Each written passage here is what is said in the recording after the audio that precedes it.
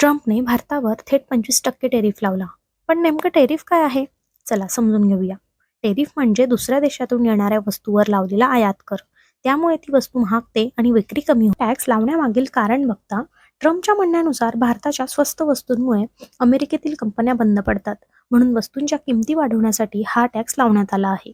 2025 पूर्वी अमेरिका भारतातून आयात केलेल्या वस्तूंवर सरासरी 2.2% कर लावत होता आणि भारत अमेरिकेतून आयात केलेल्या वस्तूंवर 60 ते 150% कर लावत होता. ही टॅक्सची तफावत बघता भारतासोबतचा व्यापार ट्रम्प यांना फायद्याचा वाटला नाही. पण यावर भारत झुकणार नाही, कारण भारत जगातील 5वी सर्वात मोठी अर्थव्यवस्था आहे. IT, स्टील, फार्मा यासाठी अमेरिका सुद्धा भारतावरच अवलंबून आहे. भारताचा ब्रिक्स, रशिया, UAE सोबत मजबूत व्यापारी संबंध आहे आणि आत्मनिर्भर भारत उत्पादन आणि निर्यात सुद्धा वाढवतोय. म्हणजे टॅक्स वाढले तरी भारत मागे हटणार नाही. कमेंट करा प्राऊड इंडियन्स आणि व्हिडिओ शेअर करा.